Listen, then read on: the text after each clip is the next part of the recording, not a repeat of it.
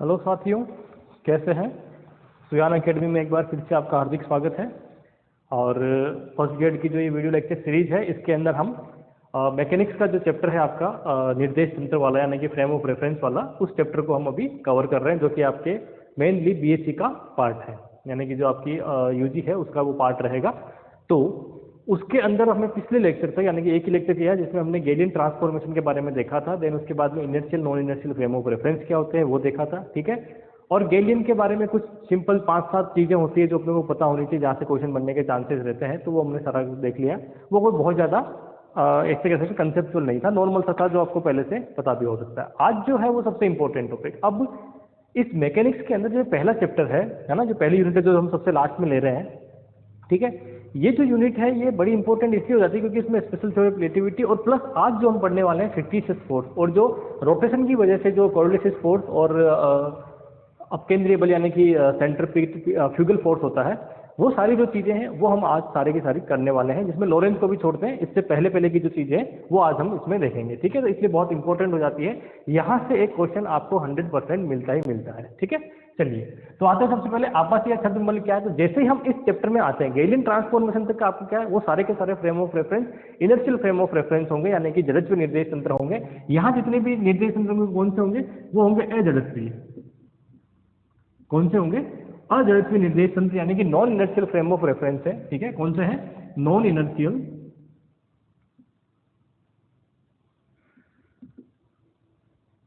Frame of reference.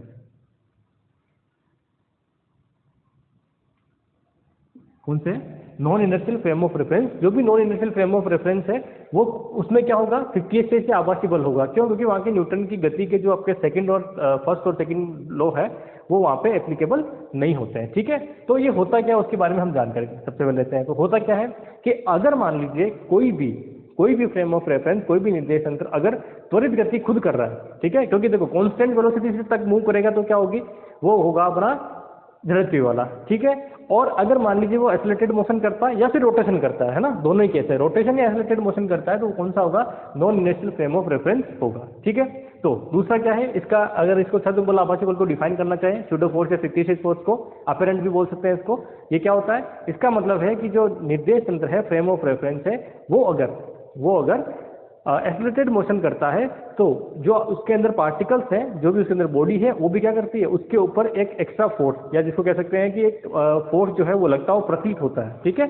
वो हमें exactly है नहीं, लेकिन अपीयर सा होता है कि हाँ जैसा कुछ उससे फोर्स लग रहा है ना। मैंने एग्जांपल दिया था आपको लिफ्ट वाला, वो सेम केस इसके अंदर है, ठीक है। तो ऐसा फोर्स जो होता है उसे हम क्या बोलते हैं, फिक्टिशियस फोर्स। ये रियल फोर्स नहीं है, इसे अपन अपेरेंट फोर्स, स्यूडो फोर्स या फिर फिक्टिशियस फोर्स, छद्म बल वगैरह कहते हैं, ठीक है।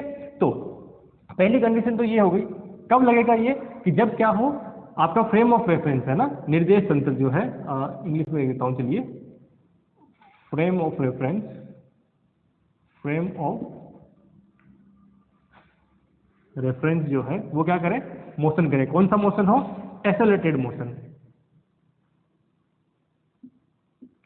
अगर वो एक्सेलरेटेड मोशन करता है तो क्या होगा, फिक्टिशियस फोर्स होगा। दूसरा कौन सा कर सकता है, रोटेशन कर सकता है।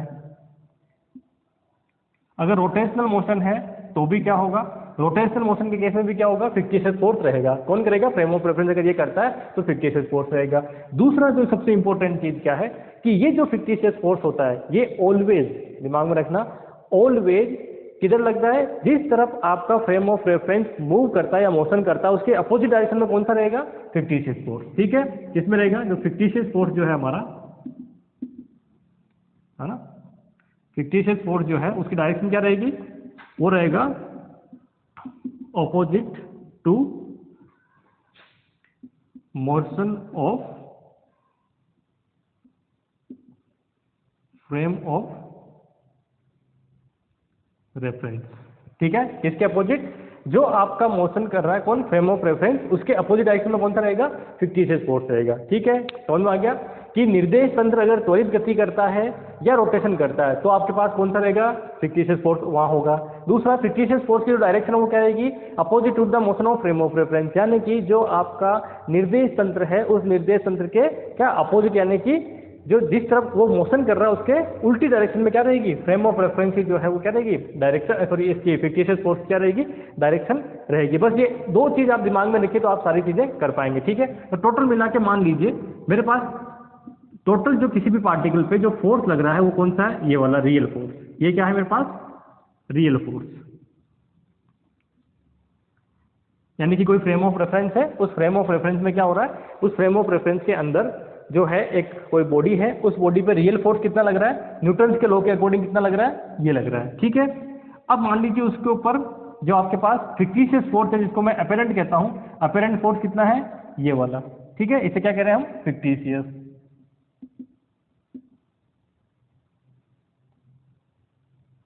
ठीक है, फिक्टिशियस फोर्स कितना है, ठीक है, इसे अपेरेंट ए क्यों लिखा, अपेरेंट के लिए, अपेरेंट फिक्टिशियस और स्यूडो सब एक ही चीज है ना, तो ये मेरा क्या है, फिक्टिशियस फोर्स हो गया।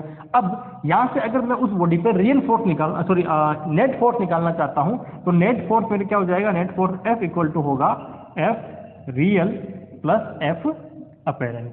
ठीक है, F real plus F apparent, और इसकी डायरेक्शन क्या होगी, opposite to the motion of frame of reference. ठीक है, तो यहां से अगर मान लीजिए इसको मैं इसमें लिखना चाहता हूं कि एम ए इक्वल टू, तो ये क्या हो जाएगा, M A real minus M A. ठीक है, समझ में आ गया, ए का मतलब जो हमारा फिक्टिशियस है वो, रियल का मतलब ये हो गया। तो कुल मिला के टोटल नेट फोर्स आएगा वो कितना आएगा, ये आ जाएगा। और ये माइनस साइन क्यों लगाया, क्योंकि ये जो फोर्स होता है वो क्या होता है इसके, ये अगर आप मान लीजिए यहाँ से ये चिन्ह हटा देते हैं सदिश का, ठीक है, तो इसका मतलब इक्वेशन क्या बन जाएगी, इसमें माइनस साइन क्यों आ रहा है, क्योंकि ये क्या होता है, जिस तरफ मोशन कर रहे हैं उस मोशन के अपोजिट डायरेक्शन में क्या लगता है, ये मोशन कौन, फ्रेम ऑफ रेफरेंस। दिमाग में रखना, पार्टिकल मोशन करता है उसके नहीं है, फ्रेम ऑफ रेफरेंस किस तरफ मोशन कर रहा है उसके अपोजिट डायरेक्शन में क्या लगता है, ये वाला फोर्स लगता है। ठीक है, तो अब यहाँ से एग्जाम्पल लीजिए। ठीक है, कौन सा, लिफ्ट का एग्जाम्पल, हाँ, लिफ्ट में अपन मोशन करते हैं। ठीक है, तो पहला क्या है, फर्स्ट, अगर लिफ्ट में क्या करते हैं, अपवर्ड मोशन करते हैं। लिफ्ट किधर कर रही है, अपवर्ड मोशन हो रही है। लिफ्ट का क्या हो रहा है, अपवर्ड, यानी कि ऊपर की ओर मोशन कर रहे हैं। ठीक है, तो जब लिफ्ट में ऊपर की ओर मोशन कर रहे हैं तो आप देख लीजिए इसमें डायग्राम अगर मैं इसका बनाता हूं तो ये हमारी लिफ्ट हो गई, थोड़ा इधर बना लेते हैं। ठीक है, इस लिफ्ट में क्या है, एक आदमी है जो खड़ा है, किस पे खड़ा है, तुल्ले पर खड़ा है। तो इस पर mg किस तरफ लग रहा है, जो रियल फोर्स है, mg किधर लग रहा है, नीचे की ओर। लिफ्ट किधर जा रही है, अपवर्ड डायरेक्शन में, किसी एक्सेलरेशन से ऊपर की ओर जा रही है, उसका एक्सेलरेशन कितना है, मान लीजिए a एक्सेलरेशन है। कितना एक्सेलरेशन है, a एक्सेलरेशन है। तो उस केस में या a डैश कह देते हैं इसको, है ना, a डैश क्या है, उसका एक्सेलरेशन है। ठीक है, तो अब कुल मिला के ये ऊपर की ओर जा रही है, तो आदमी पर जो फोर्स लग रहा है ना, बॉडी पर जो फोर्स लग रहा है वो कितना लिख रहा है, वो मुझे फाइंड आउट करना है। तो कितना हो जाएगा, तो अगर मान लीजिए इस फोर्स को मैं अपेरेंट फोर्स कह देता हूं। ठीक है, चलो अपेरेंट छोड़ो, अपन तो इस पे चलते हैं डायरेक्टली। क्या चलते हैं, ये हमारी इक्वेशन है। ठीक है, तो ये इक्वेशन इसके अकॉर्डिंग क्या हो जाएगा, एम ए बराबर, ठीक है, एम ए बराबर एम आर, एम इसका मतलब क्या है, रियल फोर्स कौन सा है, तो रियल फोर्स कौन सा है हमारे पास, ये हमारा रियल फोर्स है।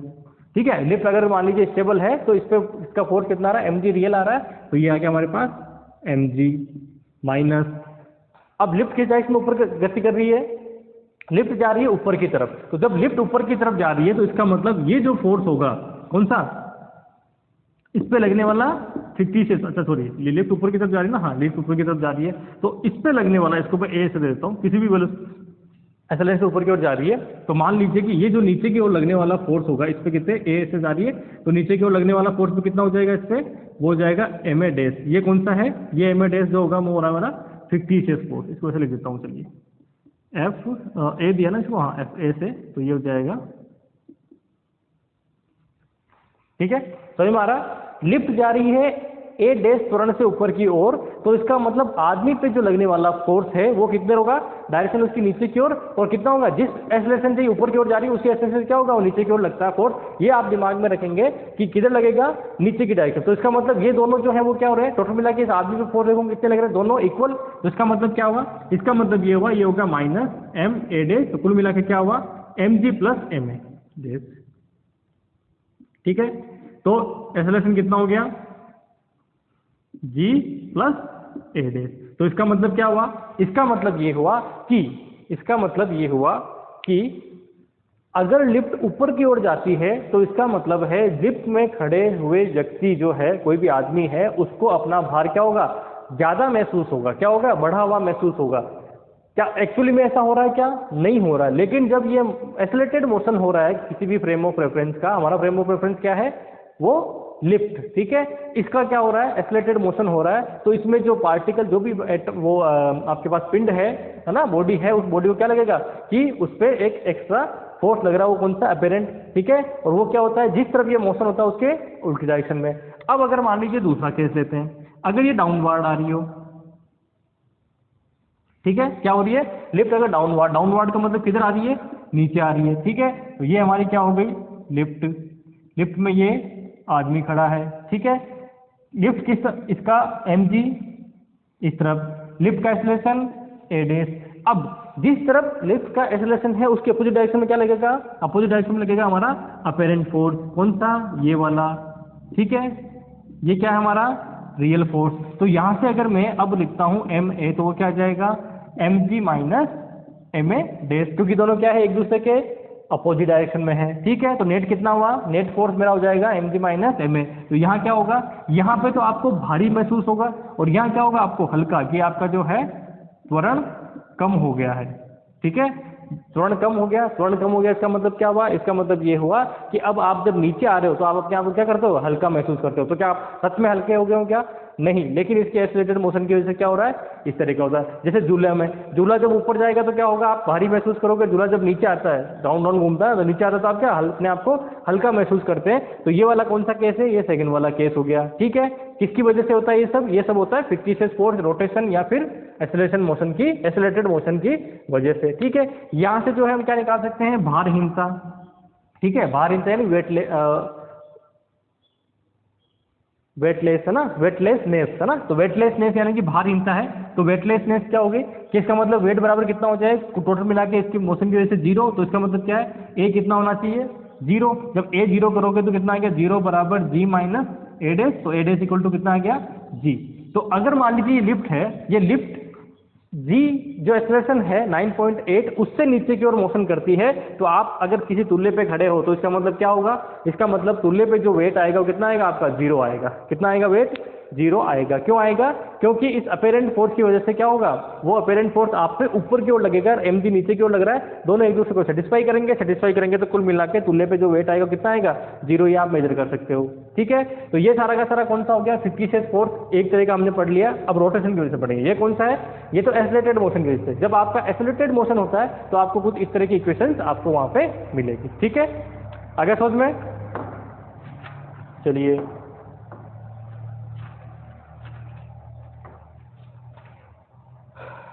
ठीक है। अब नेक्स्ट चलते हैं कि और किसकी वजह से, ये तो कौन सा हो गया, ये तो है कि अपना पहला केस हो गया, फ्रेम ऑफ रेफरेंस क्या कर रहा है, एक्सेलरेटेड मोशन कर रहा है, तब हमारे पास ये आ गया। अब दूसरे पे चलते हैं कि अगर frame of reference rotation motion कर रहा है तो उस केस में क्या होगा, ठीक है। उस केस में कैसे इक्वेशन फोर्स की बनेगी, ठीक है। चलिए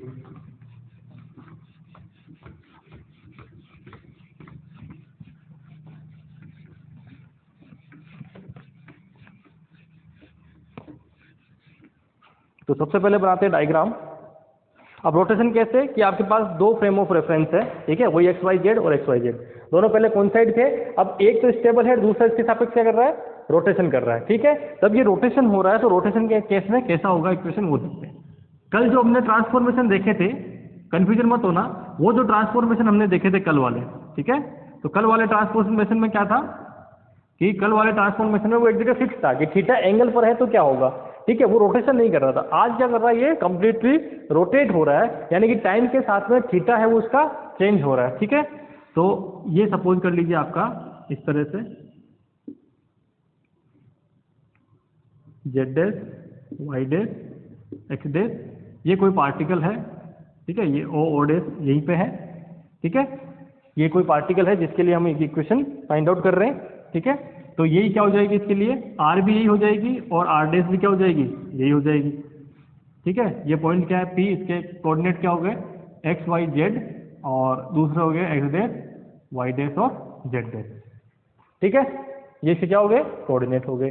चलिए नेक्स्ट, अब मान लीजिए ये क्या कर रहा है, रोटेशन कर रहा है, तो रोटेशन कर रहा है इसका मतलब क्या होगा, यहाँ पे ओमेगा टी एंगल बनेगा, कितना बनेगा, ओमेगा टी एंगल बनेगा, थीटा इक्वल टू, ठीक है, ये सेम बनेगा सब में, theta equal to omega T angle बनता है। ओमेगा टी क्यों लिखा है, कल तो हमने खाली थीटा क्योंकि वो कांस्टेंट एंगल था, फिक्स था वहाँ पे, आज हमने ओमेगा टी इसलिए लिखा क्योंकि टाइम के साथ में जो है इसमें चेंज हो रहा है, रोटेशन हो रहा है ना, इसलिए।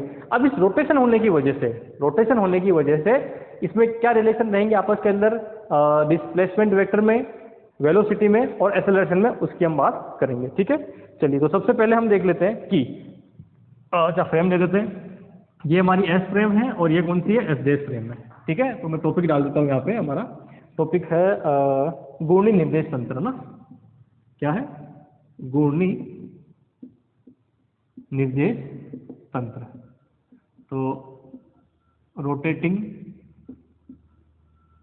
फ्रेम ऑफ रेफरेंस, ठीक है, रोटेटिंग फ्रेम ऑफ रेफरेंस, ठीक है। चलिए तो अगर मान लीजिए मुझे फर्स्ट देखना, फर्स्ट किसमें, कि डिस्प्लेसमेंट वेक्टर में क्या वो चेंजेस आएंगे, तो देख लेते हैं, डिस्प्लेसमेंट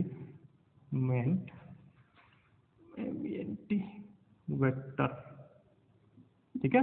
डिस्प्लेसमेंट वेक्टर यानी कि स्थिति सदिश कह सकते हैं या फिर विस्थापन सदिश कह सकते हैं। तो जो विस्थापन सदिश है उसमें क्या, इसमें रिलेशन रहेगा। तो अगर मैं एस फ्रेम की बात करूं तो मेरा आर जो है वो क्या हो जाएगा, X I cap plus Y J cap plus Z K cap, ये रहेगा, ठीक है। इसी तरह से मान लीजिए मैं एस डेस फ्रेम की बात करूं तो एस डेस फ्रेम का मतलब क्या है, ये कहां से कहां तक की डिस्टेंस है, ओ से पी तक की डिस्टेंस है। सिमिलरली अगर ओ से पी तक की एस डेस में देखूं तो उससे मैं क्या कह रहा हूं, आर डेस कह रहा हूं, वो कितनी है, एक्स डेस, हाँ। अब देखिए आई जे केप है वो क्या है, आई जे केप जो है वो किसमें है, इसके आपके यूनिट वेक्टर है। इसी तरह से इसके इसके और इसके, इनके तीनों के भी क्या होंगे, अलग अलग यूनिट वो होंगे वेक्टर। तो वो यूनिट वेक्टर क्या हो गया, आई डेस, क्योंकि देखो इसका वापस आई का मतलब क्या है, इस डायरेक्शन में यूनिट वेक्टर, तो इस डायरेक्शन में क्या वही यूनिट वेक्टर थोड़ा रहेगा, वो कुछ अलग रहेगा, ठीक है। वो आई और के का क्या हो, आई और जे का क्या हो सकता है, आई जे के का कॉम्बिनेशन हो सकता है, वो मुझे पता नहीं है अभी क्या है, क्योंकि ये चेंज हो रहा है टाइम के साथ में। तो इसका मतलब ये क्या हो रहा है, ये समय के साथ आई जे के भी क्या हो रहे हैं, आई डेस जे के जे डेस और के डेस भी क्या हो रहा है, टाइम के साथ चेंज हो रहे हैं, ठीक है। क्योंकि अभी यहाँ है तो डायरेक्शन क्या है, जे की इस डायरेक्शन में, थोड़ी देर बाद मान रोटेट हो गए, यहाँ पहुंच गए तो उसकी डायरेक्शन क्या होगी, फिर से चेंज हो गई, ठीक है। तो इस तरह से ये क्या बन जाएंगे, आई डेस जे डेस, ठीक है, प्लस जेड डेस और के डेस, ठीक है, ये हो गया। अब यहाँ से इन दोनों इक्वेशन को देखिए, ये क्या दे रहा है इसमें, ओ से पी तक की डिस्टेंस, और ये भी क्या दे रहा है, ओ से पी तक की डिस्टेंस, यानी कि यहाँ से यहाँ तक की डिस्टेंस और यहाँ से यहाँ तक की। तो क्या ये दोनों सेम नहीं होगी क्या भाई, चाहे इसमें चले जाओ चाहे इस वाले फ्रेम ऑफ रेफरेंस में, भले ही रोटेट कर रहा है तो पॉइंट की जो डिस्टेंस है वो तो क्या रहेगी, सेम रहेगी, पता चल रहा है इससे। तो इसका मतलब इन दोनों के इक्वेशन से मैं क्या लिख सकता हूँ कि जो मेरा आर है वो क्या लिख सकता हूँ, यही लिख सकता हूँ, कोई प्रॉब्लम नहीं है उसके अंदर, ठीक है। ये मेरा क्या हो गया, आर हो गया, इक्वेशन नंबर 1, ठीक है। आगे सेकंड नंबर पे आप चलिए वेलोसिटी में।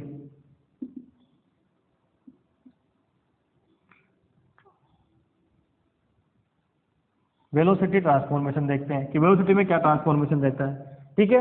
तो वेलोसिटी, तो आ जाइए इसके ऊपर।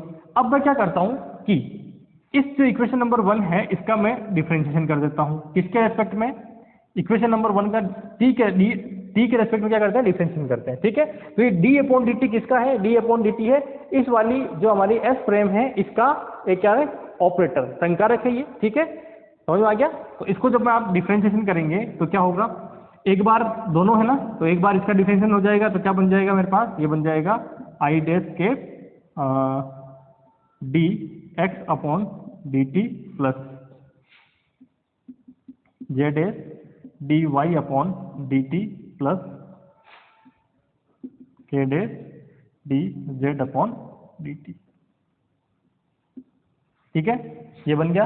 अब क्या आई जे के कॉन्स्टेंट है क्या, सॉरी आई डेस जे डेस और के डेस कॉन्स्टेंट है क्या, क्या इनकी वैल्यू टाइम के साथ चेंज हो रही है क्या, हो रही है ना। तो हो रही है इसका मतलब क्या हुआ, जब कांस्टेंट नहीं है और टाइम के साथ वैल्यू चेंज हो रही तो इसका मतलब जब आप इसका डिफरेंशिएशन करोगे तो क्या वो चेंज नहीं होगा, क्या होना चाहिए, तो कर दीजिए।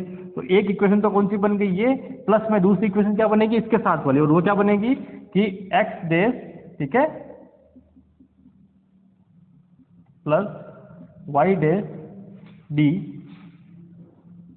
जे dash upon D T plus Z dash D K dash upon, ठीक है। ये सबसे इंपॉर्टेंट चीज है, अगर ये आपको समझ में आ गया तो कोई प्रॉब्लम नहीं है, नहीं तो प्रॉब्लम होने वाली है आपके साथ, ठीक है। क्या चीज है कि आप जब इसका टाइम के रिस्पेक्ट में डिफरेंशिएशन करते हैं, ठीक है, तो एक्स वाई जेड में कोई प्रॉब्लम नहीं आती। ये आप पहली बार देखेंगे कि आई जे के भी क्या हो रहे हैं, वो भी डिफरेंशिएट हो रहे हैं टाइम के साथ। इसका रीजन क्या है, रीजन सबसे बड़ा ये है कि हमारा ये रोटेटिंग फ्रेम ऑफ रेफरेंस है, एस जो है एस डैश है वो क्या है, रोटेटिंग फ्रेम ऑफ रेफरेंस। जब rotating frame of reference S dash है तो इस केस में I dash Z dash K dash जो कि यूनिट वेक्टर है किसके, एस डैश के, वो भी टाइम के साथ क्या होना चाहिए, चेंज होने चाहिए। जैसे ये टाइम के साथ चेंज हुए तो हमारी इक्वेशन क्या बन गई, कुछ इस तरह की इक्वेशन बन गई। ये किसके बराबर है, डायरेक्टली अगर मैं देखूं तो इसको अगर मैं देखना चाहूँ किसके बराबर है तो ये आ जाएगा मेरा सीधा सीधा आर के बराबर, ठीक है। ये किसके बराबर है, ये आर ही था ना ऊपर वाला, तो इसको मैं क्या लिख सकता हूँ इस वाली इक्वेशन में, ये जो है ना, इसको मैं लिख सकता हूँ D R dash upon D T, ठीक है। क्या लिख सकता हूँ इसको, D R dash upon D T, ठीक है। और या दूसरा क्या कह सकते हैं, डी आर डैश, सॉरी ये, क्योंकि ये किसके रेस्पेक्ट में हो रहा ना, तो ये, या फिर इसको कह सकते हैं D R upon D T, सब एक ही चीज है, ठीक है। D R dash upon D T. ये डी टी डैश क्यों लिया, क्योंकि देखो ये वेलोसिटी, अगर मान लीजिए मैं इसका डिफरेंशिएशन टी के रेस्पेक्ट में करता हूं तो मुझे क्या मिलेगी, इस फ्रेम ऑफ रेफरेंस में इसकी वेलोसिटी मिलेगी, इस पॉइंट की क्या मिलेगी। अगर मैं इसको, अगर मान लीजिए एक संकारक डी अपॉन डी टी इसके रेस्पेक्ट में है और एक संकारक जो है वो मेरा दूसरा कौन सा है, D dash upon D T, ये दो संकारक यानी कि ऑपरेटर है, ठीक है। तो जब मैं ये ले रहा हूं तो इस फ्रेम ऑफ रेफरेंस में आई जे के इसके रेस्पेक्ट में चेंज नहीं हो रहे, वैसे ही इस फ्रेम ऑफ रेफरेंस में D dash upon D T के रेस्पेक्ट में आई जे के चेंज, क्योंकि ये भी क्या उसके साथ रोटेट हो रहा है। तो इसका मतलब मैंने क्या लिखा है यहाँ पे कि D dash R dash upon D T, ठीक है, उसको क्या हो जाएगा, क्योंकि आर डैश किसके बराबर है, आर के, तो आर से रिप्लेस कर दिया और ये क्या होगा, ये सीधा सीधा यही होगी वैल्यू, ठीक है। और ये किसके बराबर होगी, इसके कि I dash D X upon D T plus Z dash D Y upon D T plus K dash D Z upon D T, ठीक है। तो कुल मिला के आपके पास ये इक्वेशन बन गई यहाँ से। अब बचा उसका काम, तो यहाँ पे मैं एक जो संकारक यूज करूंगा, यहाँ पे एक जो चीज है वो यूज करूंगा मैं, ठीक है। क्या चीज करूंगा वो मैं भी आपको बताता हूँ, ये बड़ी इंपॉर्टेंट है ना। और ये अभी मेरे एग्जाम में इसमें पूछी गई थी, शायद कॉलेज लेक्चर वाला एग्जाम में पूछी गई थी, रोटेशन के लिए संकारक, ठीक है। तो आप क्या जानते हैं, जो वेलोसिटी होती है वो क्या होती है, ओमेगा क्रॉस आर होती है, ठीक है। वेलोसिटी क्या होती है, ओमेगा क्रॉस आर, इसको क्या लिख सकते हैं, D upon D T R equal to omega cross R, ठीक है। दोनों तरफ से अगर मैं आर ले लेता हूं तो ये डी अपॉन डी टी जो है वो किसके बराबर होगा, ओमेगा क्रॉस जो भी यहाँ पे वैल्यू होगी। तो ये क्या बना, एक ऑपरेटर बना, ठीक है। ये ऑपरेटर पूछा था कि रोटेशन के लिए जो ऑपरेटर होता है वो कौन सा ऑपरेटर होता है, तो कौन सा होता है, ये इसको कैपिटल में लिख लीजिए ताकि, क्योंकि आर में आप कंफ्यूजन नहीं होगे, है ना। तो अगर मान लीजिए इस तरह की कोई इक्वेशन है तो मैं इसको किससे रिप्लेस कर सकता हूं, तो डी अपॉन डी टी को इससे रिप्लेस कर सकते हैं, इससे। तो यहां देखिए डी अपॉन डी टी को जब इससे रिप्लेस करोगे क्या लगाओगे, ओमेगा क्रॉस आई कैप, ठीक है, आई कैप डैश जो भी है, omega cross I cap dash Z dash cap, ये इस तरह से आप इसकी इक्वेशन बनाओगे, ठीक है। तो जैसे ये इक्वेशन इस तरह की बनाओगे तो आपके पास क्या मिल जाएगी इक्वेशन। इसको मैं अगर आगे सोल्व करना चाहूँ तो यहाँ पे मैं थोड़ा सा इसको मिटा रहा हूँ, तो इक्वेशन क्या बन जाएगी यहाँ से, इसमें देखिए कि D R upon D T, ठीक है, ये रिप्लेस किससे हो गया, इससे, तो D dash R upon D T, ये किससे रिप्लेस होगा, तो आप देखिए डी अपॉन डी टी की जगह अगर मैं ये रख देता हूँ, ठीक है, चलो मैं रख ही देता हूँ एक बार, तो क्या मिलेगा एक्स डैश, ठीक है। यहाँ क्या हो जाएगा, ओमेगा क्रॉस आई कैप, ठीक है, अगला plus Y dash omega cross Z dash plus omega cross K dash, ठीक है। इसको और आगे अच्छे से क्या लिख सकता हूँ, D dash upon D T, ठीक है, प्लस में omega cross X I dash plus Y dash Z dash, ठीक है, plus Z dash K dash, ठीक है। ये किसके बराबर है आपका, फिर से आर के बराबर, ठीक है, किसके बराबर है, हमारा आर के बराबर। थोड़ी देर पहले अभी हमने निकाला ही था इसको, तो ये क्या बन गया, dr/dt is equal to d-r/dt, ठीक है, प्लस ओमेगा क्रॉस आर। तो इक्वेशन किसमें आ गई पूरी की पूरी? इसमें ये क्या है? वेलोसिटी कौन सी फ्रेम ऑफ रेफरेंस में? एस में, तो ये क्या आ गया? v इक्वल टू, ये कौन सी है? एस डैश में, तो क्या आ जाएगा? v डैश प्लस ये कौन सा है? ओमेगा क्रॉस आर, ठीक है। अब मुझे अगर v डैश फाइंड आउट करनी है, v पता है तो क्या हो जाएगा? v minus omega cross R. तो ये आपके पास जो है वेलोसिटी का ट्रांसफॉर्मेशन, जब आपको ये इसमें जो स्टेबल फ्रेम ऑफ रेफरेंस है जिसके अंदर आपको पता है v कितना है, ठीक है, और कितनी वेलोसिटी से एंगुलर वेलोसिटी ओमेगा से घूम रहा है और डिस्प्लेसमेंट वेक्टर आपका r है, तो उस केस के अंदर जो है आप v डैश फाइंड आउट कर सकते हैं, यानी कि इस वाली में आप फाइंड आउट कर सकते हैं। तो हमारे पास इंपॉर्टेंट फॉर्मूला कौन सा हो गया वेलोसिटी का? इसके लिए जो वेलोसिटी का है वो है v dash is equal to v minus omega cross R. ये जो फॉर्मूला है ये क्या है? वेलोसिटी ट्रांसफॉर्मेशन के लिए फॉर्मूला, जो कि आपको पूछा जा सकता है या इस पे न्यूमेरिकल जो है वो बनाया जा सकता है, ठीक है। अब इससे आगे चलते हैं, किस पे? इससे आगे जस्ट चलते हैं, वो है हमारा कि वेलोसिटी ट्रांसफॉर्मेशन हो गया, अब है एक्सेलरेशन ट्रांसफॉर्मेशन, है ना, कि जब एक्सेलरेशन की बात करते हैं तो उस केस में क्या वैल्यू आपको मिलती है, ठीक है। चलिए, तो जब एक्सेलरेशन की बात करते हैं तो सिंपल सी, अभी हमने क्या फाइंड आउट किया था कि हमारा जो डी आर है, dr/dt है, वो किसके बराबर हो रहा है? d डैश, ठीक है, dr/dt d dash over dt omega, ठीक है, d dash over dt cross sorry plus में ना, प्लस में ओमेगा क्रॉस में r, ठीक है। ये इस तरह से आपका संकारक था, ठीक है, ये हमें वैल्यू मिली थी। अब मुझे क्या निकालना है? एक्सेलरेशन का मतलब क्या है? त्वरण का मतलब ये है कि इसका मुझे 2 बार डिफरेंशिएशन करना है। भाई त्वरण का मतलब क्या है? इसका जो है मुझे 2 बार डिफरेंशिएशन करना है, वही त्वरण होता है। तो इसको मैं इस तरह से लिख सकता हूँ ना, अगला dr/dt, ठीक है। और यहाँ से अगर मैं देखूँ तो मेरा d ओवर dt जो है वो किसके बराबर है? d dash over dt plus omega cross जो भी है। अभी थोड़ी देर पहले हमने इसका सॉल्यूशन निकाला था। तो जब आप इसको सोल्व करने बैठते हो तो सॉल्यूशन क्या मिलेगा? तो आइए सॉल्यूशन करते हैं। तो यहाँ से मैं अगर वैल्यू रखता हूँ किसकी? इसकी यहाँ पे वैल्यू रखता हूँ, इसकी यहाँ पे ये वैल्यू रखता हूँ। जैसे वैल्यू रखूंगा तो क्या हो जाएगा? d dash over dt plus omega cross, ये है एक तो बार, अंदर क्या है? ये वाली वैल्यू, तो d dash r/dt plus omega cross r, r कौन सा है? ये वाला, तो ओमेगा क्रॉस r, ठीक है। इसकी वैल्यू दोनों जगह रख दी, एक तो यहाँ रखी और दूसरी बाहर रखी, तो ये वैल्यू मिल जाएगी आपको, कोई प्रॉब्लम नहीं है यहाँ तक। अब हमें क्या करना है? इसका मल्टीप्लिकेशन करना है। जब आप इसका मल्टीप्लिकेशन करेंगे तो ये जब इसके साथ होगा तो क्या हो जाएगा? 2 बार डिफरेंशिएशन कर दीजिए, ठीक है, ये हो गया। फिर जब ये इसके साथ जाएगा एक तो, और एक जब ये इसके साथ आएगा तो वो वाली इक्वेशन। तो कुल मिला के जब आप इसको सोल्व करोगे, तो मैं आपको डायरेक्टली लिख रहा हूँ, मैं इसके उसमें नहीं जा रहा सॉल्यूशन में, है ना, तो वो आपको पता होना चाहिए।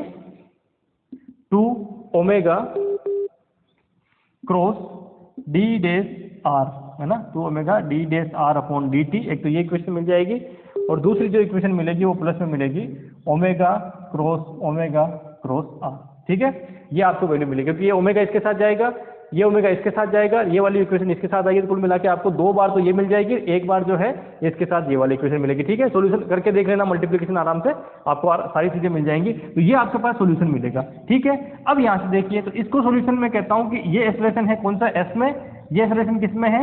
एस डैश के अंदर। तो टोटल मिला के जो है ये हो जाएगा 2 ओमेगा क्रॉस, इसको क्या कहेंगे? डी आर डैश अपॉन, है ना, तो डी आर डैश इसका मतलब कौन सी है? ये वी डैश है ना भाई, डैश वाली है ना, तो डी डैश वाली इसका मतलब कौन सा होगा? वी डैश वेलोसिटी, ठीक है, प्लस ओमेगा क्रॉस आर। तो इसका मतलब ये वी डैश कौन सा है? वी डैश ये वाला वी डैश है, ठीक है। तो ये इक्वेशन मिल गई आपको। यहाँ से मुझे फाइंड आउट क्या करना है अल्टीमेटली, कि इस एस में मुझे पता है तो एस डैश का कितना होगा, तो ये मुझे फाइंड आउट करना है। तो ये देख लीजिए, तो ए माइनस ये सब इधर आ जाएगा, तो 2 ओमेगा क्रॉस वी डैश, और ये भी माइनस है ना, माइनस ओमेगा क्रॉस आर, ठीक है। ये कुल मिला के मेरे पास क्या है? इक्वेशन फाइनली मुझे प्राप्त होती है, जिस इक्वेशन में, इसको मैं ऐसे लिख देता हूँ, इस इक्वेशन के अंदर क्या है? इस इक्वेशन के अंदर जो है, इससे मैं कहता हूं कोरोलिसिस एक्सेलरेशन, ठीक है, यानी कि कोरियोलिस त्वरण। और ये जो होता है ये क्या है भाई, एक्स्ट्रा टर्म आई ना रोटेशन की वजह से, कि ये तो क्या है, अगर रोटेशन नहीं हो रहा है इस वाली में स्टेबल के अंदर एक्सेलरेशन कितना आ रहा है, इसी पार्टिकल का ए आ रहा है, ठीक है। जब ये रोटेशन करने लग जाती है, इसमें मैं मेजरमेंट करता हूँ, रोटेशन वाली में मेजरमेंट करता हूँ खड़ा होके, जब रोटेशन वाली में मेजरमेंट करूंगा तो दो टर्म एक्स्ट्रा आ रही है। वो कौन सी आ रही है, एक तो ये एक्सेलरेशन एक्स्ट्रा आ रहा है और ये एक्सेलरेशन एक्स्ट्रा आ रहा है। इसको कौन सा कहते हैं, इसको बोलते हैं कोरियोलिस एक्सेलरेशन। इसे कौन सा बोलते हैं, इसे बोलते हैं सेंट्रीफ्यूगल यानी कि अपकेंद्रीय एक्सेलरेशन, ठीक है। तो यहाँ से क्या बना, यहाँ से जो इक्वेशन बन रही है वो दो डिफाइन कर रहा हूँ मैं, है ना। एक तो बन रहा हूँ ए सी कोरियोलिसिस के लिए, ठीक है। तो ए सी क्या है, ए सी है -2 ओमेगा क्रॉस वी, ठीक है, -2 ओमेगा क्रॉस वी, जिसे हम क्या बोलते हैं, जिसे बोलते हैं कोरियोलिसिस, है ना। ये है हमारा कोरियोलिसिस, है ना, एक्सेलरेशन, ठीक है। दूसरा जो यहाँ से हम डिफाइन कर रहे हैं, जिसको कह रहे हैं सेंट्रीफ्यूगल, है ना, क्या कह रहे हैं, सेंट्रीफ्यूगल, ठीक है। तो सेंट्रीफ्यूगल वाला जो है वो हो जाएगा हमारा, उसको भी सी से ही लिखा है, आप तो ऐसे लिख लीजिए डायरेक्टली, इसको छोड़ो। ये हो जाएगा हमारे पास ओमेगा क्रॉस आर, ठीक है। इसे बोलते हैं सेंट्रीफ्यूगल एक्सेलरेशन, ठीक है। क्या बोलेंगे इसे बोलेंगे हम सेंट्रीफ्यूगल एक्सेलरेशन, ठीक है। अब अगर मान लीजिए इसको क्या कर दूं मैं, m से मल्टीप्लाई कर दूं, पार्टिकल का मास कितना है, m है, उस m से अगर मैं इसको मल्टीप्लाई कर दूं तो क्या बन जाएगा, फोर्स।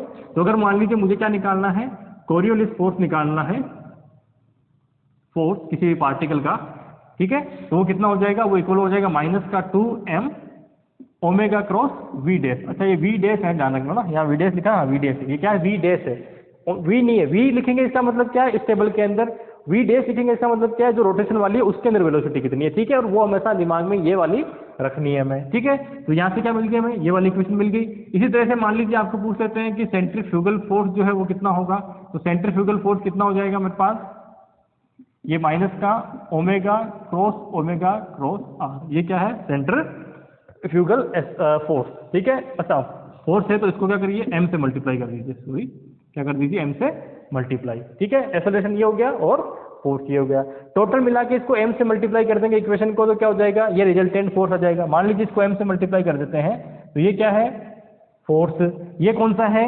रियल फोर्स, ठीक है। ये कौन सा, अपरेंट जो हमें दिखेगा, और ये कौन सा होगा, सेंट्रीफ्यूगल फोर्स, सॉरी वो कोरियोलिस फोर्स, और ये कौन सा होगा, ये होगा हमारा सेंट्रीफ्यूगल फोर्स, ठीक है। ये हमारी क्या होगी, फोर्स की इक्वेशन हो गई, ठीक है।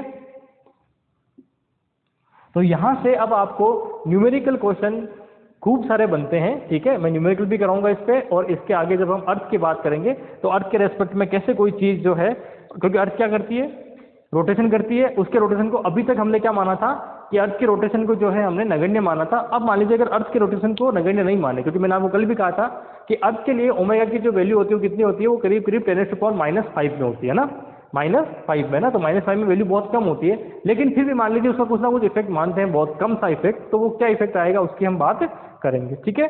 तो देख लीजिए इसमें कोई दिक्कत नहीं होनी चाहिए यहाँ तक आपको। चलिए अब नेक्स्ट चलते हैं, एक दो क्वेश्चन ले लेता हूँ, एक क्वेश्चन ले लेता हूँ पहले मैं अच्छा सा, उसके बाद फिर हम आगे अर्थ वाले केस पे चलते हैं, ठीक है।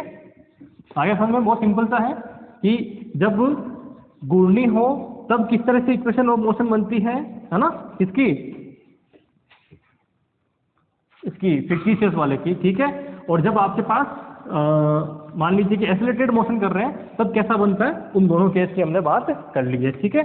अब एक क्वेश्चन है, उसको आप देखिए कि क्या कहना चाह रहा है क्वेश्चन, ये वाला है। एक क्वेश्चन है कि 500 ग्राम द्रव्यमान का एक कण, ठीक है, मास कितना है। सबसे पहले चलते हैं क्वेश्चन में गिवन क्या है, गिवन हमें m दिया है, कितना दिया है, 500 ग्राम दिया है, ठीक है। चलिए 500 ग्राम है तो हर चीज को किस में कन्वर्ट कर लो, सीधा सीधी बात है भाई, हम किस में, m केस में बिलीव करते हैं तो m केस में चल लेते हैं, ठीक है। तो वो कितना हो गया, 0.5 किलोग्राम हो गया। नेक्स्ट स्थिर है, ठीक है, उसमें क्या है, जड़त्वीय निर्देश तंत्र में स्थिर है, इसकी गति की विवेचना करनी है, 10 पाई रेडियन पर सेकंड कोणीय वेग से घूर्णन तंत्र में कीजिए, ठीक है। अगला हमें क्या दिया है कि एक और, ये तो कौन सा है, एक फ्रेम ऑफ रेफरेंस है जड़त्वीय जिसमें स्टेबल है, उसका मास कितना, इतना है। अब क्या कर रहा है कि एक ओमेगा दिया हुआ है, ठीक है, ओमेगा दिया हुआ है, वो क्या कर रहा है, रोटेशन कर रहा है दूसरा फ्रेम ऑफ रेफरेंस, जिसमें हमें क्या करनी है, गति की विवेचना करनी है। उसका ओमेगा कितना दिया हुआ है, उसका दिया हुआ है 10 पाई रेडियन पर सेकेंड, ठीक है, ये गिवन है। उसके बाद कोणीय वेग से घूर्णी तंत्र में कीजिए गुणन अक्ष कण से 15 सेंटीमीटर दूर है, तो इसका मतलब ये क्या दिया, आर, क्या दे दिया हमें, आर कितना दिया है, 15 सेंटीमीटर। तो सेंटीमीटर किस में कन्वर्ट करोगे, मीटर में, तो कितना हो जाएगा, 0.15 मीटर हो जाएगा, ठीक है। चलिए फिर है कोरिलेसिस अपकेंद्रीय बल का योगदान कितना होगा। अब सीधी सी बात है भाई, जब भी ऐसा कोई क्वेश्चन आ जाता है तो सबसे पहले मुझे क्या निकालना है, कोरिलेसिस बल पूछा है, बल पूछा तुरंत, हाँ बल पूछा है, कोरिलेसिस बल और अपकेंद्रीय बल पूछा है, ठीक है। तो कोरिलेसिस बल और अपकेंद्रीय बल पूछा है तो दोनों के फॉर्मूले, ठीक है। सबसे पहले कोरिलेसिस जो फोर्स होता है क्या होता है, माइनस का 2m, ठीक है, ओमेगा क्रॉस वी डे, ठीक है। दूसरा सेंट्रीफ्यूगल क्या होता है,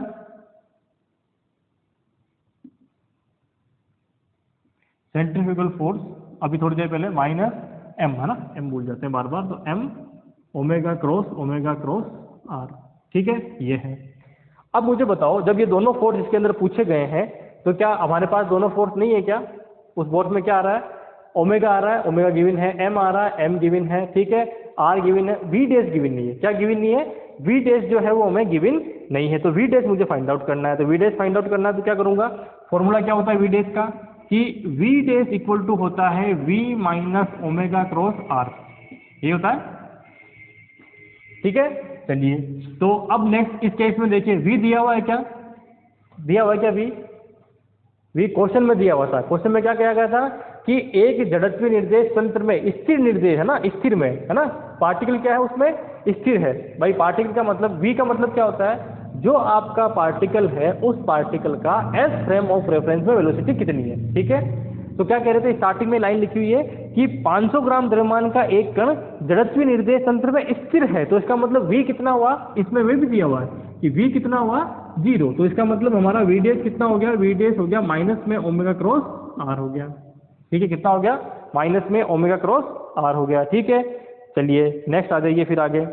अब नेक्स्ट कंडीशन है कि कोरिलेसिस फोर्स में आते हैं, तो जैसे ही कोरिलेसिस फोर्स की बात करते हैं तो कोरिलेसिस फोर्स कितना हो गया, कोरिलेसिस फोर्स इक्वल टू माइनस का 2m ओमेगा क्रॉस v, तो v की जगह आप क्या रखेंगे, ये वाली वैल्यू रखेंगे, तो माइनस ओमेगा क्रॉस r के, ठीक है, ये लिखेंगे, तो ये वैल्यू रख देंगे यहाँ पे, तो माइनस माइनस किसमें चला गया, ये बाहर आ जाएगा, प्लस के अंदर हो जाएगा, ठीक है। तो ये तो हो गया प्लस में 2m ओमेगा क्रॉस r, ठीक है। अब जब इसको अपन सोल्व करते हैं आगे, तो जब सोल्व करेंगे तो इसको क्या लिख सकते हैं डायरेक्टली, ओमेगा क्रॉस r को मैं डायरेक्टली लिख सकता हूँ 2m ओमेगा स्क्वायर r, ठीक है। ट्रिपल प्रोडक्ट वाला है, आप फॉर्मूला जानते हैं, उसको सोल्व कर लिए, एक जगह आपको क्या मिलेगा, ओमेगा डॉट r मिलेगा, ठीक है, एक जगह आपको ओमेगा डॉट ओमेगा मिलेगा, ओमेगा डॉट r कितना होगा, 0, क्योंकि ओमेगा डायरेक्शन ऐसे है तो r की क्या होगी उसके, अब 90 डिग्री पे होगी तो वो कितना हो जाएगा, 0, तो कुल मिला के आपके पास इक्वेशन क्या बनेगी, ये वाली इक्वेशन बनेगी इस इक्वेशन से, ठीक है। इस इक्वेशन में अब आगे क्या करना है, हमें सॉल्यूशन करना है, तो वैल्यू रख दीजिए, तो 0.5 इंटू ओमेगा स्क्वायर कितना आ जाएगा, 100 पाई स्क्वायर, ठीक है, प्लस सॉरी इंटू 0.15, सोल्व कर लीजिए इसको। अब मैं आपको डायरेक्टली वैल्यू रख देता हूँ क्योंकि मैं इसको सोल्व करने वाला नहीं हूँ, तो ये आ जाएगा हमारे पास 15 पाई स्क्वायर न्यूटन, जो इसका आंसर दे रखा है वो हमारे पास कोरिलेसिस फोर्स का आंसर हो गया, ठीक है। नेक्स्ट हमारे पास क्या है, वही सेंट्रीफ्यूगल, तो सेंट्रीफ्यूगल के लिए क्या करेंगे, सेंट्रीफ्यूगल पूछा है, तो सेंट्रीफ्यूगल फोर्स कितना हो जाएगा, सेंट्रीफ्यूगल फोर्स जो है वो हो जाएगा मेरे पास माइनस का m, तो ये m ओमेगा क्रॉस r, तो कितना हो गया, माइनस का माइनस में रहेगा, ठीक है।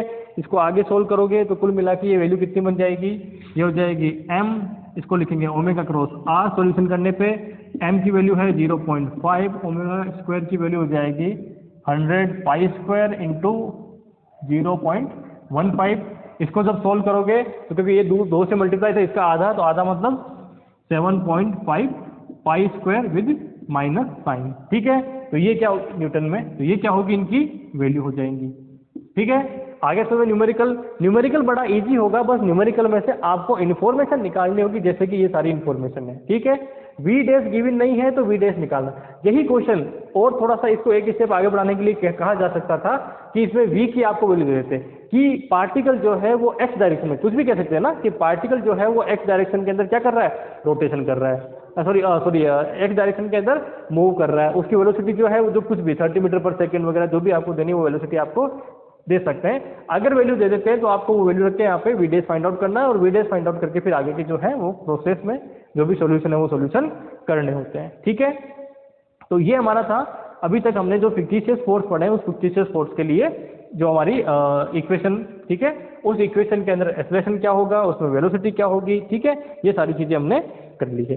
अब हालांकि थोड़ा लंबा वीडियो बनेगा, कोई बात नहीं, 1 घंटा पूरा लेंगे हम इस वीडियो में, यही खत्म करना चाहूंगा मैं इसको, क्योंकि बार बार जैसे नेक्स्ट वीडियो में रहेंगे तो वो रूटीन टूटता है, तो उस रूटीन को नहीं तोड़ना हमें। ठीक है, अब हम अर्थ पे आ जाते हैं कि हमारे अर्थ जो है उसके लिए अगर इक्वेशन जो कि एग्जाम में डायरेक्टली पूछा जाता है कि जब आप किसी भी पत्थर को ऊपर की ओर फेंकते हैं तो वो किस दिशा में जाएगा, उत्तरी गोलार्ध में, दक्षिण गोलार्ध में, तो वो सारी की सारी चीजें हैं वो किस पे है, इसी कोरिलेटिव फोर्स के आधार पर होती है। ठीक है, तो कोरिलेटिव फोर्स के जो एग्जाम्पल्स हैं उसके अंदर हम चलते हैं। तो मेनली जो है थ्योरेटिकल क्वेश्चन आता है तो मैं उसी के हिसाब से लूंगा। ठीक है, तो अर्थ के अंदर की बात करें तो आपको एक चीज ध्यान रखनी है अर्थ के लिए, ये इंपॉर्टेंट लगा लेना, अर्थ के लिए सही। तो अर्थ के लिए जो है वो मैं आपको बता देता हूँ, एक सेकेंड है ना, मैं कनेक्टिंग देख लेता हूँ। ठीक है, कनेक्ट हो रखा। तो अर्थ के लिए क्या है, ओमेगा निकालना मुझे ना, अर्थ क्योंकि रोटेट कर रही है, तो ये आप एक चीज ध्यान रखेंगे, इस ओमेगा अगर मैं लिखता हूँ, क्योंकि कोरिलेटिव फोर्स अर्थ के लिए अगर पूछते हैं तो ओमेगा बड़ा इंपॉर्टेंट हो जाता है। नॉर्मली हमने इससे पहले जब मैंने रोटेशन की बात की तब क्या कहा था, अर्थ को हम एज जड़त्वीय मानते हैं, क्योंकि उसका रोटेशन क्या होता है, उसका रोटेशन जो है वो बहुत कम होता है, लेकिन उसका कुछ ना कुछ इफेक्ट तो होता ही है। जब हम किसकी बात कर रहे हैं, जब हम बात कर रहे हैं इसके ऊर्ध्वाधर मोशन, रोटेशन के, और दूसरी भी जो चीजें उस पर, जो बड़ी बड़ी चीजें उस पर उसका इफेक्ट। अब मेरा जैसे मास बहुत कम है, आपका मास बहुत कम है, तो आप पे फोर्स भी बहुत कम लगता है, लेकिन जहाँ पे मास बहुत ज्यादा होता है वहाँ पे इसका फोर्स का इफेक्ट भी होता है। ठीक है, तो अर्थ के लिए अगर मैं इसकी वैल्यू देखता हूँ तो इसकी वैल्यू जो है वो हम मानते हैं ओमेगा, ये होता है जेड एच ओमेगा कोस लेमडा प्लस के डेज ओमेगा साइन लेमडा। ठीक है, ये इसकी एक तो वैल्यू होती है, और ये जो ओमेगा मैंने लिखा है इसकी वैल्यू हम निकालते हैं तो कितनी आती है, 2 पाई अपॉन टी, तो 2 into 3.14 divided by 24 into 60 into 60, तो ये जो वैल्यू आपको मिलती है 24 इंटू 60 इंटू 60, ये मिलती है करीब करीब 7 कितनी है, 7.29 है ना, 7.29 इंटू 10⁻⁵ रेडियन पर सेकेंड। ठीक है, क्या मिलती है, 7.29 इंटू 10⁻⁵ रेडियन पर सेकेंड, ये ऐसी क्या मिलती है, वैल्यू मिलती है। ठीक है, तो ये दो इक्वेशन है, ये बड़ी इंपॉर्टेंट हो जाती है ना। एक तो ये वैल्यू न्यूमेरिकल करोगे तो कौन सी ये वैल्यू इंपॉर्टेंट है, क्योंकि ये पता रहेगी तो आप सॉल्यूशन कर पाओगे। ठीक है, और ये कब कर पाओगे, जब ये आपको ऐसे क्वेश्चन दिए जाते हैं कि कोई ऊर्ध्वाधर नीचे की ओर मोशन हो रहा है या ऊपर से नीचे की ओर फेंक रहे हैं इस तरह के किसी पार्टिकल को, तो यहाँ पे क्योंकि उस इक्वेशन में ओमेगा निकालना होता है, ओमेगा क्रॉस, जब कोरिलेशन की बात करते हैं क्या निकालते हैं, ओमेगा क्रॉस वी डैश निकालते हैं, तो वी डैश गिवन होगा लेकिन ओमेगा जो है वो आपको गिवन नहीं होगा ना, तो ओमेगा कहाँ से निकालोगे, ये वाली इक्वेशन उसमें हम यूज करते हैं। ठीक है, चलिए, तो अब आ जाते हैं कि अगर मान लीजिए किसी पार्टिकल ने क्षैतिज दिशा में गतिशील कण पर कोरिलेटिव बल का प्रभाव, अगर मान लीजिए कोई क्षैतिज दिशा में पार्टिकल जा रहा है तो उस पर कोरिलेटिव फोर्स का क्या प्रभाव होगा, तो हमारा टॉपिक डाल लेते हैं। ठीक है, सिंपल सा है, अभी मैं इसको सॉल्यूशन करवा देता हूं आपको। फर्स्ट टॉपिक जो है वो क्या है, पृथ्वी पर क्षैतिज दिशा में गतिशील कण पर कोरियोलिस बल का प्रभाव। अब इंग्लिश में नहीं लिख रहा, बहुत लंबा है, तो आप लिख लेना, effect of Coriolis force on A particle moving horizontal on the earth. ठीक है, अब हॉरिजेंटली अर्थ पे मूव कर रहा है तो किसी एक्सांस पे मूव कर रहा होगा, ठीक है।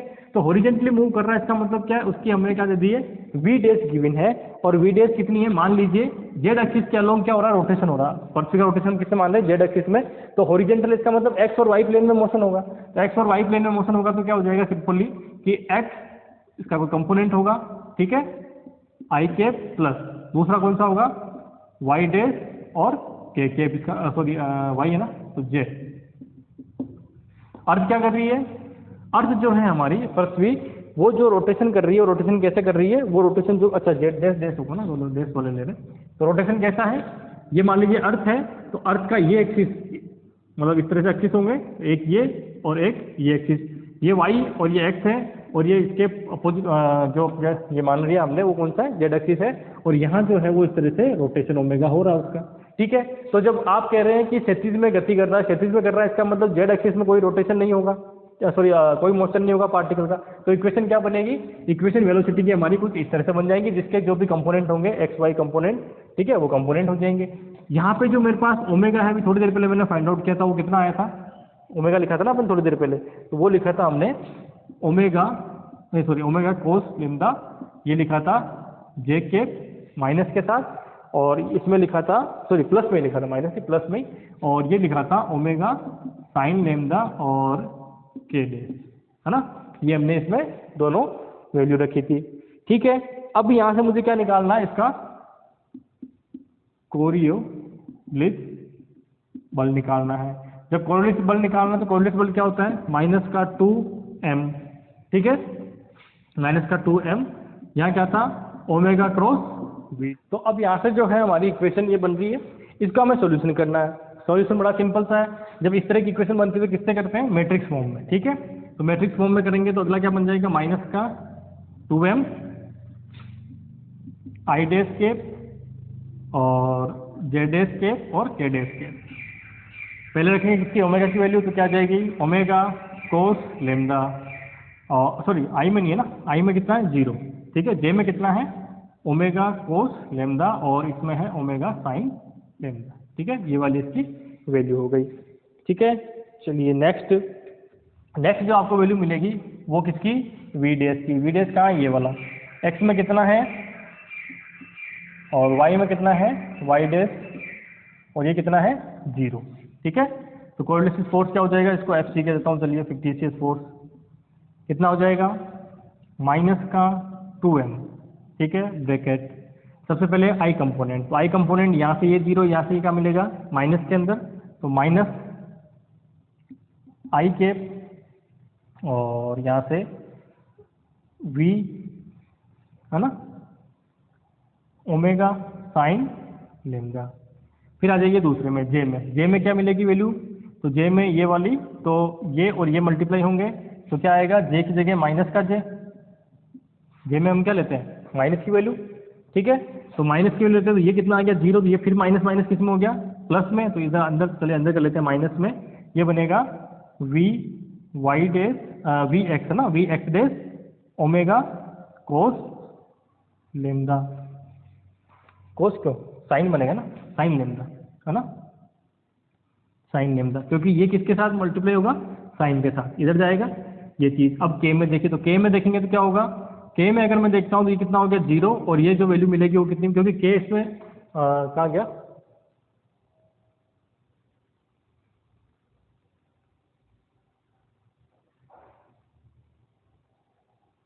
ठीक है, के, हाँ के भी रहेगा ना, ये वाला के, तो के की बात करते हैं, तो के में क्या रहेगा हमारे पास, यहाँ से इक्वेशन अगर मैं देखूँ तो ये के में ये दोनों मिलेंगे, तो ये मल्टीप्लाई होगा, ये कितना हो जाएगा 0, तो प्लस में के कैप डैश, प्लस में के कैप डैश, ये इससे मल्टीप्लाई किया 0, ये इधर जाएगा तो हो जाएगा माइनस के अंदर, माइनस का V X dash V X dash, ठीक है, इसके साथ ओमेगा कोस लैम्डा, ठीक है, ये वैल्यू मिल जाएगी।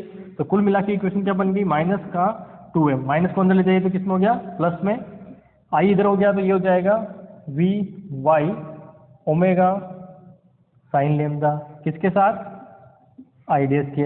अब क्योंकि ये माइनस माइनस प्लस, प्लस और ये जाएगा तो किसमें हो गया, माइनस में, माइनस का V X dash omega sine lambda, ठीक है, और साइन लेमदा और किसके साथ जे डेस के। फिर ये माइनस माइनस, ये माइनस और ये माइनस हो जाएगा तो फिर से प्लस, ठीक है। तो कुल मिला के ये बन जाएगा V X dash omega cos lambda और साथ में के डेस, ठीक है। ये आपकी वैल्यू बनी।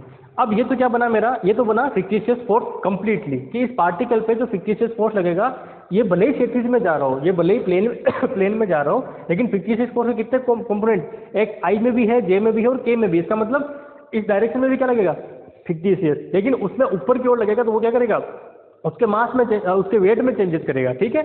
यहाँ क्या चीज़ है कि अगर वो क्षैतिज में जा रहा है तो इसका क्षैतिज कंपोनेंट यानी कि ओरिजेंटल अगर कंपोनेंट देखूं,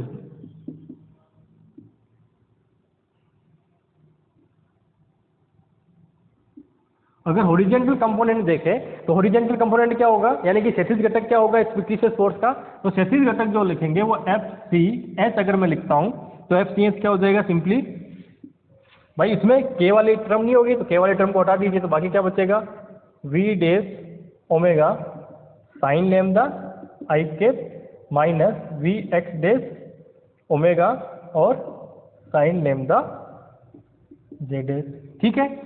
अब इसका मान लीजिए मुझे क्या निकालना है, मैग्नीट्यूड निकालना है, तो क्या मिल जाएगा, देखिए कॉमन क्या क्या जाएगा, 2m और ओमेगा साइन लेमदा ये कॉमन है।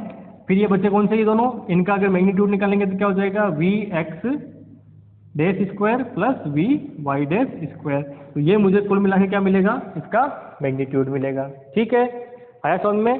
तो अब क्या होगा, इसके अकॉर्डिंग अपन देखें तो अगर उत्तरी गोलार्ध की बात करें, ठीक है, अगर नॉर्थ पोल की बात करें तो नॉर्थ पोल पे जो फोर्स लग रहा है क्षैतिज डायरेक्शन में ना, नॉर्थ पोल पे जाएंगे तो वो फोर्स लेमदा कितना हो गया, 90, तो 0 हो जाएगा, तो नॉर्थ पोल पे दोनों इक्वेशन बचेगी, ठीक है। तो नॉर्थ पोल पे जो इक्वेशन बचेगी इसमें क्या आ रहा है, आई कंपोनेंट आ रहा है, कितना आ रहा है, जे कंपोनेंट माइनस में आ रहा है। जे कंपोनेंट माइनस में आने का मतलब क्या हुआ कि उत्तरी गोलार्ध में जो है अगर आप जाते हैं तो जो इसका फोर्स रहेगा वो किस तरफ रहेगा, दाहिनी ओर रहेगा। तो एक लाइन लिख लेना यहाँ पे कि उत्तरी गोलार्ध में कोरियोलिस फोर्स का क्षैतिज घटक दाहिनी ओर और दक्षिणी गोलार्ध में बाईं ओर, ठीक है।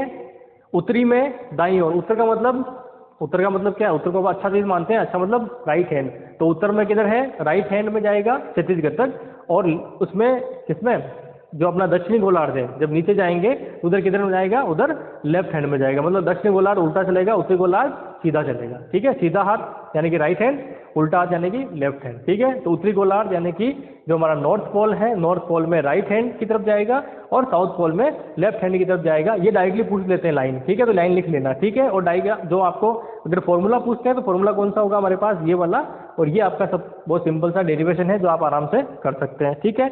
इसी तरह से एक और पूछा जाता है कि ऊपर नीचे जब गठन करते हैं तो उसका भी आप डायरेक्ट लिख लेना, क्योंकि उसका डेरिवेशन में बहुत बड़ा लंबा चौड़े पे जा नहीं रहा हूँ, है ना, उसका पूरा टाइम वाइम सब है, उसका डायरेक्टली आपको क्वेश्चन पूछा जा सकता है, तो उसको आप ध्यान रखिए। इसमें सिर्फ और सिर्फ क्या चेंजेस करना है, ये जो वी होती है, अगर आप किसी भी वस्तु को ऊपर की ओर फेंकते हैं, है ना, ऊपर की ओर फेंक रहे हैं, नीचे की ओर गिरता, अच्छा नीचे की ओर गिरते हुए है ना, कि मान लीजिए कोई पिंड जो है वो ऐसे नीचे की ओर गिर रहा है, ठीक है, अर्थ सरफेस पे नीचे की ओर गिर रहा है, तो इसका जो वी डेस आप लिखोगे वो क्या लिखोगे, वो लिखोगे माइनस का वी या जी टी लिख सकते हैं ना, माइनस का जी टी लिख सकते हैं, ठीक है। डायरेक्शन क्या होगी, के क्योंकि के क्या है, नीचे की डायरेक्शन में है, तो आपको क्या लिखेंगे, उसको वी की जगह लिखेंगे आप माइनस का जी टी के है ना, तो वी डेस आपका क्या हो गया, माइनस जी टी के, ठीक है। ये रख के इक्वेशन आप सोल्व कर लोगे, तो जब आप इक्वेशन को सोल्व करके इसको फाइनल आंसर निकालोगे किसका, कोरियोलिस फोर्स का, तो वो आपको वैल्यू जो मिलेगी, ठीक है, वो वैल्यू जो है वो आप को बेसिक पूछी नहीं गई है, आप यहाँ से निकाल सकते हैं, इसकी पूरी इक्वेशन बनती है, ठीक है। और इक्वेशन बनने पे चलो कर लेते हैं इसको, वैल्यू मैं कोरियोलिस फोर्स की वैल्यू निकाल देता हूँ यहाँ पे, तो टॉपिक लिख लेते हैं, पृथ्वी पर है ना, पृथ्वी पर ऊर्ध्वाधर नीचे गिरते हुए करने के लिए, पृथ्वी पर ऊर्ध्वाधर नीचे गिरते पिंड के लिए, ऊर्ध्वाधर नीचे गिरते पिंड के लिए कोरियोलिस बल का प्रभाव। चलिए कर लेते हैं, अब जब इतना टाइम लग गया तो 5 मिनट और ही सही। तो जब नीचे की ओर गिरता है इसका मतलब क्या है, ये इक्वेशन बनी, इस इक्वेशन के अंदर, ये सब मिटा दे रहा हूं मैं आगे, इस इक्वेशन के अंदर यहाँ जो है वो तुम्हें चेंजेस करना है। वो क्या चेंजेस होंगे? तो ये सेम रहेगा यहाँ तक, सिर्फ और सिर्फ कंपोनेंट चेंज हो जाएंगे, ठीक है। ओमेगा के कंपोनेंट क्या रहेंगे? यहाँ 0 रहेगा क्योंकि आई में कोई कंपोनेंट नहीं है, ये हो गया कोस लेमदा ओमेगा साइन लेमदा, और यहाँ पे ये 0 कौन सा आएगा? ये आएगा सिर्फ कंपोनेंट, क्या आएगा? माइनस जीटी आएगा, ठीक है। अब यहाँ से अगर आप वैल्यू फाइंड आउट करते हैं आई वाले कंपोनेंट में तो आई डेज है ना, आई डेज के पहले माइनस का भी तो है, माइनस का 2m भी है ना, तो ये आ गया प्लस में आई डेज, ठीक है। अब इसके लिए देखिए आई डेज के लिए ये मल्टीप्लाई होगा, ये कितना आएगा? 0, तो ये कुल मिला के माइनस का G T omega cos lambda, ये वैल्यू मिल जाएगी।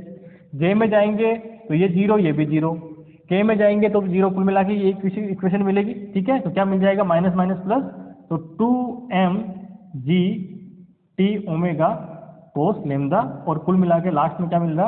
आई के। तो इसका मतलब क्या हुआ? इसका मतलब ये हुआ कि जब आप कोस लेमदा को कितना कर देते हैं? 0, ठीक है। उस केस की कोस लेमदा की बात छोड़िए, कुल मिला के आपके पास जो इक्वेशन मिलती है फाइनल, वो इक्वेशन क्या मिलती है? ये वाली मिलती है। तो इसके अंदर क्या हो गया कि आई दिशा जो होती है वो किस डायरेक्शन में होती है? वो होती है पूर्व की दिशा में। आप ये लिख लेना, आई जो डायरेक्शन होती है वो काम कौन सी मानते हैं अपन? आई डायरेक्शन का मतलब है पूर्व, पूर्व का मतलब ईस्ट, ठीक है। ईस्ट जो डायरेक्शन होती है वो कौन सी होती है? आई डेश केप होती है ना। तो आई डेश केप कौन सी है? पूर्व की दिशा होती है। तो इसके अंदर आप ये देख लीजिए कि उत्तरी गोलार्ध पर जो है अगर नीचे गिरता हुआ कोई पिंड है तो वो किधर जाएगा? पूर्व की ओर जाएगा, ठीक है। एक लाइन लिख लेना, उत्तरी गोलार्ध में नीचे की ओर गिरता हुआ पिंड किधर जाएगा? पूर्व की ओर जाएगा। तो दक्षिण गोलार्ध में किधर जाएगा? पश्चिम की ओर जाएगा, ठीक है। तो एक लाइन लिख लेना कि उत्तरी गोलार्ध में नीचे की ओर गिरता हुआ पिंड पूर्व दिशा में जाएगा, और दक्षिणी गोलार्ध में नीचे की ओर गिरता हुआ पिंड जो है वो किधर जाएगा? पश्चिम दिशा में जाएगा, ठीक है। अब मैं यहाँ से 2-3 फॉर्मूला डायरेक्ट लिख रहा हूँ। क्या लिख रहा हूँ कि जब ये नीचे की ओर गिरता है, जब पूर्व की ओर जाता है, तो इसको